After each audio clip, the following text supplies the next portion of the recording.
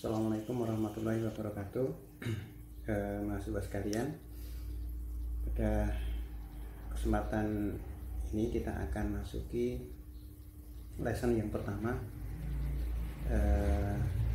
pada halaman 588 dengan judul Forces and Motion.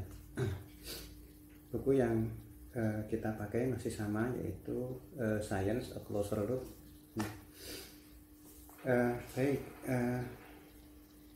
Buku ini kita akan lewati di halaman engagementnya, lalu kita akan masuk ke halaman 590. Di sana di kiri bawah ada main idenya, yaitu perubahan posisi, kecepatan, dan percepatan merupakan 3 karakteristik gerakan.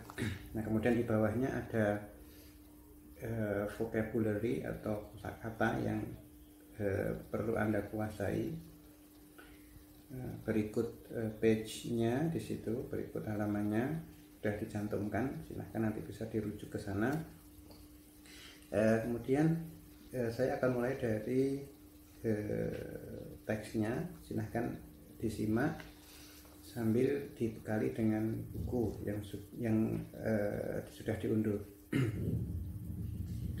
Yang pertama adalah bahasan tentang gerakan. Mungkin Anda pernah ditanya oleh seseorang di jalan, misalnya ketika posisinya ada di Yogyakarta, di pojok Beteng Kulon, pojok Beteng Barat. Kemudian ada orang yang bertanya, di mana letak kampus 3 Universitas Negeri Yogyakarta, dulu dikenal dengan kampus Bantul. Maka Anda akan mengarahkan orang tersebut, silakan jalan sekitar 100 meter ke arah selatan dari perempatan. Silahkan jalan ke arah selatan sejauh 100 meter, maka kampus itu akan ada di sebelah kanan Anda. Nah, itu adalah satu besaran yang kita kenal. Yang pertama yaitu satu posisi. Untuk menyatakan satu posisi kita membutuhkan 2 hal. Yang pertama adalah jarak, yang kedua adalah arah. Jadi perlu 2 hal tersebut. Tanpa keduanya kita tidak bisa menemukan satu posisi yang tepat. Jadi ketika Anda menyatakan satu posisi, maka harus ada 2 rukunnya. Ada 2 rukunnya. Misalkan Anda ada seseorang di depan Anda, maka fulan, seseorang ada sejarak 1 meter di hadapan saya. Nah, seperti itu. Sehingga jelas. Kalau jarak saja tidak tahu arah, maka tidak akan sampai kepada tujuan. Arah saja tanpa ada jarak juga tidak akan sampai ke tujuannya. Baik, itu yang pertama, tentang posisi. Nah, posisi itu mengandung jarak dan arah. Jarak sendiri merupakan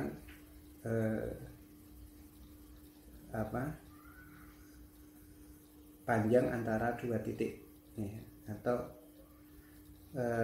panjang lintasan yang ditempuh oleh suatu benda. Nah, itu namanya jarak. Beda lagi dengan perpindahan. Perpindahan itu jarak terpendek antara 2 titik. Misalnya ada satu titik, kemudian Anda bergerak begini, melengkung, kemudian sampai di sini, maka jaraknya itu diukur demikian. Lalu perpindahannya merupakan jarak terpendek antara 2 titik. Nah, jarak terpendek antara 2 titik disebut dengan perpindahan. Gini. Nah, ini A, ini B, ini jaraknya. Nah, kemudian perpindahannya jarak terpendek antara 2 titik. Menurut matematika namanya garis lurus. Begini. Nah, itu yang disebut dengan perpindahan. Kalau kemudian dilanjutkan perjalanannya kembali ke tempat semula, maka perpindahannya 0, tetapi jaraknya tidak 0. Ya, mudah-mudahan bisa dipahami. Nah, kemudian yang kedua, tadi posisi, kemudian kita juga mengenal ya, namanya disebut dengan jarak atau arah. Lalu selanjutnya adalah gerakan. Ya. Suatu benda dikatakan bergerak jika ada perubahan posisi. Ada suatu perubahan posisi dibandingkan dengan posisi suatu titik yang tetap. Nah, itu yang disebut dengan gerakan.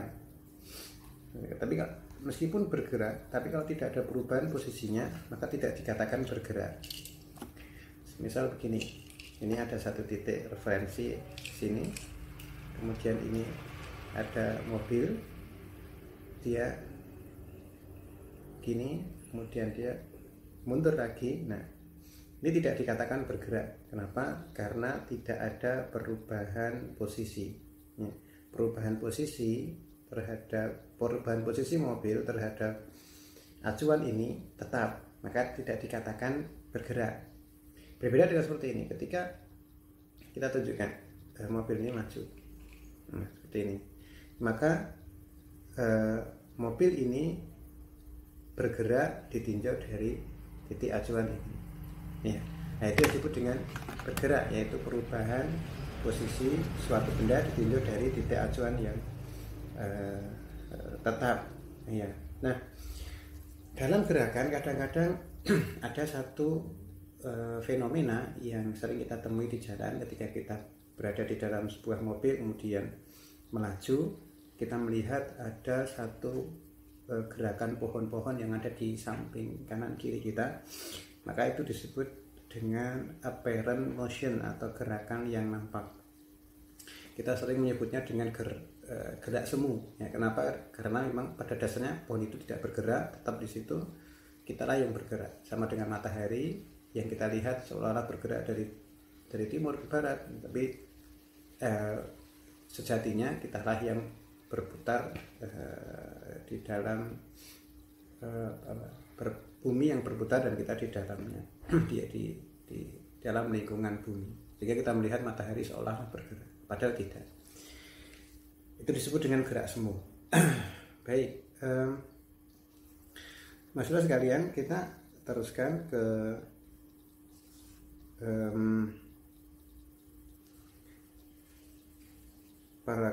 halaman yang selanjutnya, yaitu halaman 592. Apa itu kelajuan, kecepatan, dan percepatan? Di situ dijelaskan ketika Anda menggambarkan seberapa cepat something is moving, you are describing its speed. Ya, Anda sedang menggambarkan suatu kelajuannya. Di situ dikatakan how fast, ya, seberapa cepat. Ada kata fast, ada kata speed, nah, nanti ada kata velocity. Ya, ketiganya berbeda. Dalam ilmu fisik atau dalam IPA, perbedaan istilah itu memberikan perbedaan makna.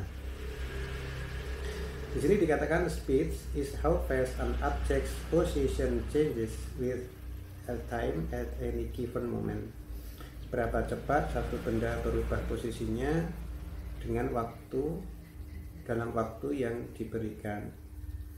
Maka kelajuan itu dihitung dengan cara membagi jarak dengan waktu yang dibutuhkan.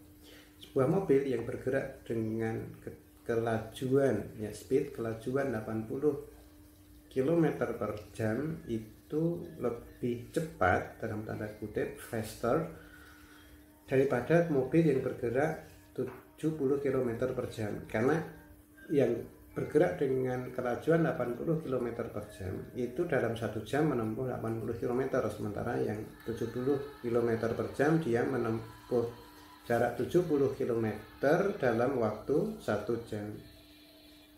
Nah, karena setiap benda itu tidak bergerak dengan kelajuan yang sama, artinya misalnya kita yang mengendarai sepeda motor mulai berangkat dari rumah menuju ke kampus, tidak kemudian lalu tiba-tiba dengan kecepatan 70 km per jam, tetapi dengan kecepatan 0 km per jam, kemudian semakin lama semakin cepat. Ketika di lampu merah Anda berhenti, berarti kecepatannya 0 kembali. Saat jalan sepi Anda speeding up atau menambah kecepatan. Saat lalu lintas padat Anda mengurangi kecepatan, maka mengurangi kelajuan. Maka kelajuan itu tidak senantiasa seragam, sehingga orang kemudian mengusulkan satu besaran, yaitu kelajuan rata-rata. Kelajuan rata-rata itu dihitung dengan cara membagi jarak total dengan waktu total yang dibutuhkan. Itu yang disebut dengan kelajuan rata-rata.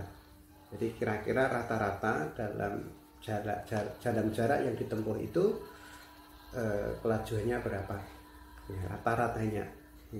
Kenapa? Karena ada perbedaan tadi, perbedaan besar kelajuan. Itu yang disebut dengan kelajuan. Lalu yang istilah lain yang perlu Anda kenal yaitu kecepatan. Nah, kecepatan itu adalah gambaran, ada di halaman 593, gambaran kelajuan benda dengan arahnya, ya. Gambaran kelajuan suatu benda dengan arahnya. Sehingga ketika kita mengetahui kecepatan suatu benda dan posisinya di tempat tertentu, maka kita akan bisa memprediksikan di mana dia akan berada setelah selang waktu tertentu. Misalnya, ada sebuah mobil akan bergerak dari utara ke selatan. Kemudian mobil itu bergerak dengan kecepatan 100 km per jam, taruhlah demikian. Maka setelah selang 1 jam kita akan bisa memprediksikan mobil itu akan berada 100 km di arah selatan titik semula. Nah, itu yang disebut dengan kecepatan. Ya, kecepatan merupakan satu besaran yang memiliki 2 unsur. Yang pertama adalah kelajuan, yang kedua adalah arah. Baik, kalau sebuah benda bergerak dalam lintasan lurus dan kelajuan yang tetap, maka kecepatannya konstan. Nah, ketika ada suatu perubahan dalam kecepatan, atau kita katakan ketika ada satu perubahan dalam kelajuan atau arahnya, maka akan muncul besaran baru yang disebut dengan percepatan. Dengan kata lain, percepatan adalah perubahan kecepatan dari suatu benda. Perubahan kecepatan itu atau percepatan itu tidak dikenal namanya perlambatan. Yang ada adalah percepatan positif atau percepatan negatif. Sebuah mobil yang awalnya bergerak dengan kelajuan 100 km per jam kemudian mengerem dan menjadi 0 km per jam, itu tidak dikatakan perlambatan, tidak mengalami perlambatan dalam istilah kita, tapi dia tetap dikatakan mengalami percepatan. Karena istilah percepatan itu digunakan untuk satu keadaan bahwa suatu benda mengalami perubahan kecepatan. Nah, perubahan kecepatan itu bisa terjadi karena kelajuan yang semakin tinggi atau kelajuan yang semakin rendah. Yang ketiga, ketika arahnya berubah meskipun kelajuannya tetap. Yang contohnya misalnya orang ini berbelok begini tanpa mengubah kelajuannya, maka dia mengalami percepatan. Misalkan awalnya begini lalu berbelok ini, kemudian berbelok, dia mengalami perubahan kecepatan. Kenapa? Karena arahnya berubah. Nah, ketika arahnya berubah, maka dia mengalami perubahan kecepatan dan otomatis kita katakan mengalami percepatan. Baik, demikian mahasiswa sekalian, materi kita tentang jarak, posisi, gerakan, kelajuan, kecepatan, dan percepatan. Pada pertemuan selanjutnya kita akan lanjutkan ke halaman 594 yang berkenaan dengan force, ya, atau gaya. Semoga bermanfaat. Selamat belajar.